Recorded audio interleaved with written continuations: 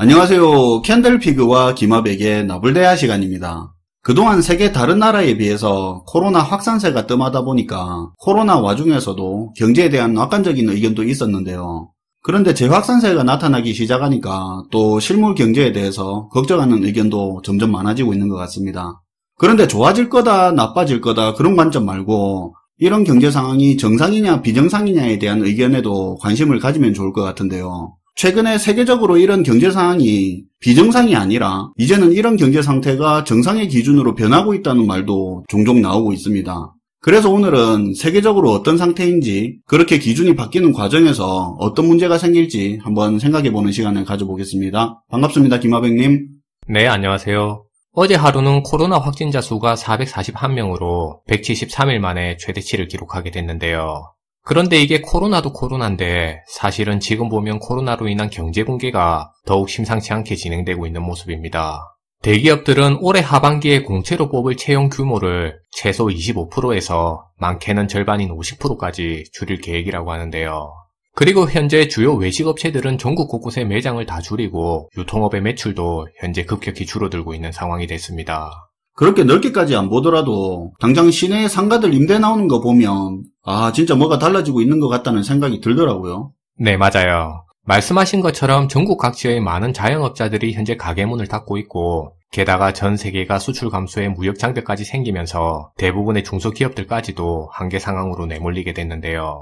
이런 와중에 각국 정부들은 또 엄청난 돈을 풀어서 시중의 유동성이 넘쳐나는 세상이 됐습니다. 그럼 이번 코로나 사태로 각 나라들이 얼마나 많은 돈을 풀었냐? 대략 일경 3,200조를 올해 상반기에만 푼 것으로 알려지고 있어요. 엄청나게 풀어졌겠네요. 네. 각 나라의 정부들은 금리를 내리고 또 밀린 대출은 뒤로 미뤄주면서 추가로 재난소득이나 감세 등의 정책도 펼치면서 올해 상반기에만 일경 3,200조를 풀게 됐는데요. 그리고 이 모든 돈들의 상당 규모는 대부분이 나라 빚으로 작용하게 됐습니다. 그래서 올해 각 나라의 정부 부채를 작년과 비교했을 땐 적게는 20에서 많게는 40%까지 각 나라의 정부 부채 규모가 늘어날 걸로 예상되고 있어요. 세계적인 현상이네요. 네, 쉽게 얘기하면 현재 전 세계가 빚잔치를 벌이고 있는 상황이에요. 그런데 사실 이런 빚 같은 경우는 또 경제가 성장만 할 수 있으면 크게 문제되는 부분은 아니라고 할 수 있는데요. 왜냐하면 수요도 늘고 공급도 늘어서 그래서 경제가 커지게 됐을 땐 자연스럽게 돈의 가치가 떨어지는 인플레이션도 생기니까 부채가 줄어드는 효과도 기대할 수 있습니다. 그런 다양한 것들을 목적으로 돈 풀고 있는 거 아니겠습니까? 어려운 시기에 대출받은 돈이 때로는 큰 역할을 하기도 하죠. 네. 그런데 사실 이게 현실적으로 봤을 때 올해나 내년에 코로나가 잡힌다고 하더라도 앞으로의 우리 경제가 도저히 급성장할 가능성이 없어 보인다는 문제점이 있는데요. 우리가 기억을 되살려 코로나가 없던 시절을 되돌아보더라도 이미 당시의 세계 경제는 저성장을 달리고 있던 상황이었습니다. 이미 제로 성장 내지는 일부의 국가들은 마이너스 성장을 달리면서 인구 감소에 고령화 문제까지 겪고 있던 모습이었는데요. 일례로 코로나가 터지기 전에도 영국이나 프랑스나 캐나다 같은 경우에는 1% 정도만 경제 성장을 하고 있었어요. 그리고 독일이나 일본 같은 경우에도 더 낮은 0%대의 경제 성장을 기록하고 있었는데요. 선진국 중에서는 예외적으로 미국 정도의 나라만 2%대의 경제 성장을 하고 있던 상황이었습니다. 맞아요. 깜빡하고 있어서 그렇지 코로나 이전에도 세계 경제가 저성장 국면이었고 금리 내리면서 유동성을 풀고 있었죠. 네. 사실 이 말은 코로나가 있고 없고를 떠나서 향후에 우리 경제가 정상적인 상황으로 돌아간다고 하더라도 과거와도 같은 성장 시대로는 돌아가기 힘들 거라는 얘기가 될 수 있는데요. 우리가 과거의 성장 시대만 하더라도 기업들이 매년 채용 규모를 늘리면서 많은 일자리를 창출할 수 있었어요. 그리고 그렇게 채용된 사람들은 아침에 허둥지둥 거리면서 출근 시간에 맞춰서 단체로 출근하던 모습이 일상적인 모습이었는데요. 간혹 저녁 늦게 퇴근하는 경우에는 3355 모여서 다 같이 회식하는 문화도 더러 볼 수 있는 사회였습니다. 그런데 앞으로는 제로 성장이나 마이너스 성장이 일반화된 사회가 되면서 더 이상 앞에서 말한 저런 모습들은 기대하기가 힘든 사회가 될 거라는 생각이에요. 그건 그래요. 지금은 코로나 때문에 회식을 못하지만 그 이전부터 회사 회식한다 이런 이야기는 잘 못 들었던 것 같습니다. 네. 사실은 기억을 되살려보면 코로나가 터지기 이전부터도 회식 문화는 사라지고 있었다고 볼 수 있어요. 어제는 한국은행의 금융통화위원회에서 현재 0.5%인 기준금리를 계속해서 유지하기로 결정했는데요. 그리고 상황에 따라서는 지금보다 경기가 더 나빠질 경우에는 추가적인 금리 인하도 가능할 수 있다는 의사를 내비쳤습니다. 이 말은 향후에도 지금처럼 계속해서 금리가 낮은 상태로 유지되면서 부채가 늘어난 사회가 오히려 정상으로 인식되는 사회로 변화될 수 있다는 생각이에요. 맞아요. 이렇게 부채가 늘어난 상태 자체가 이제는 정상적인 상황이 될 수도 있다고 하더라고요. 네, 그런 얘기가 많이 들려오고 있어요. 그리고 개인적으로는 점점 늘어나고 있는 부실한 회사채 같은 경우에도 우리가 주목해야 될 경제적 위험 요소가 될 거라는 생각인데요.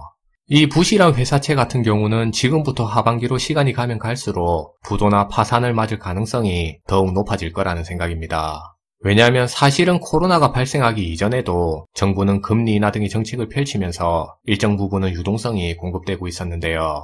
그런데 그 와중에 갑자기 코로나 사태가 터지면서 막대한 유동성이 시장에 공급되게 됐습니다. 그리고 이 어마어마한 유동성이 공급되는 과정에서 개인이나 많은 기업들이 이 상당한 규모의 유동성을 확보할 수 있게 됐어요. 주로 대출받은 돈을 말하는 거죠. 그렇죠. 그런데 지금의 시점은 이미 코로나 사태가 7, 8개월 이상 진행되는 과정에서 개인이나 기업들이 그렇게 확보한 유동성들이 현재 점진적으로 소진되고 있는 과정이라고 볼 수 있어요. 그럼 반대로 지금의 은행들의 태도는 어떠냐? 지금 은행들은 점차 대출 조건을 까다롭게 만들고 있는 모습인데요. 그러니까 현재 은행들은 대출 조건을 까다롭게 만들어서 대출의 문턱 자체를 점차 높여가고 있는 모습입니다. 그리고 이러한 상황은 시간이 가면 갈수록 대출 조건은 더욱 까다로워질 거라는 생각인데요. 그런데 그렇게 됐을 땐 자영업자든 중소기업이든 간에 확보한 유동성은 시간이 갈수록 결국엔 소진될 수밖에 없는 상황이니까 게다가 대출의 문턱 자체도 점차 더 높아지게 된다고 했으니까 부실 회사채 문제가 결국엔 부각될 수밖에 없다는 생각입니다. 그리고 이런 기업들 같은 경우에는 코로나 이전과 같은 매출이나 수익을 확보하기도 힘든 상황이라서 현금 흐름이 막히는 문제에 노출될 수 있어요. 그렇죠. 자영업자든 기업이든 생존의 기본은 이익이지 대출받은 돈은 아니니까요. 이익이 안 나면 언젠가 생존의 끝은 오겠죠. 네. 사실 보통의 가게 같은 경우야 소비만 줄여도 생존 기간을 연장할 수 있는데요. 그런데 자영업을 포함한 기업들 같은 경우에는 이익이 없으면 죽는다고 볼 수 있습니다. 그러니까 마치 달리는 자전거처럼 멈춰 섰을 땐 넘어질 수밖에 없다고 볼 수 있어요. 결국엔 이렇게 일정 시점에 가서는 한계점에 도달하게 되면서 개인을 포함한 부실 기업들은 은행에서 돈을 구하지 못하게 되는, 그러니까 아이러니하게도 유동성이 풍부한 사회에서 오히려 유동성이 부족한 문제를 느끼게 되는 그러한 상황에 놓일 수 있을 것 같다는 생각입니다. 그리고 사실 이런 문제점들은 벌써부터 중국에서 벌어지고 있는 현상인데요. 블룸버그에 따르면 중국 회사채의 불이행 규모가 올해 우리나라 돈으로만 4,800조로 사상 최대치에 이를 거라고 예상하고 있습니다. 그리고 사실 이러한 모습은 현재 미국에서도 마찬가지인 상황이라고 알려지고 있어요.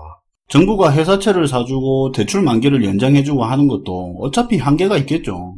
네. 마지막으로 현재 많은 분들이 코로나만 없어지게 되면 예전의 성장 시대로 돌아갈 수 있다고 기대하고 있는데요.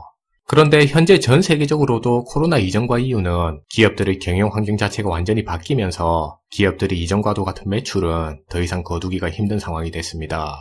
그리고 그렇게 힘들어진 기업들은 채용 규모를 줄이면서 가계소득도 줄어드는 과정을 경험하고 있는데요. 게다가 전 세계적으로 수명은 늘면서 노령인구만 늘어나고 있고 반대로 출산율은 낮아지게 되면서 젊은 세대들은 점차 줄어들고 있는 흐름입니다. 결국 이 말은 고령화로 인해 국가 경제의 생산성이 점차 더 낮아지게 되면서 경제 활력도가 떨어지는 사회로 가게 됐다는 말인데요. 결과론적으로는 각 국가의 경제 성장률은 점차 더 떨어지게 되면서 마이너스나 제로 성장이 일반화된 사회가 됐습니다. 오늘 영상은 이러한 상황에 현재 우리는 어떤 사회를 예상하고 대비해야 할지 고민해보는 차원에서 준비한 내용인데요. 참고로 현재 정부 채무는 대략 724조 정도 되고 사기업 부채 같은 경우에는 3,400조를 넘긴 상황이 됐습니다. 마지막으로 부실 회사채 문제는 다시 한번 강조드리면서 오늘 내용을 마무리하도록 할게요. 네, 오늘도 잘 들었습니다. 김하백님. 네, 감사합니다. 안 좋은 경제 상황에 대한 이야기를 하면 정부를 비판한다는 분이 아직도 종종 보이는데요. 정말 그런 목적으로 영상을 만든다고 생각하지는 않으실 거라고 믿습니다.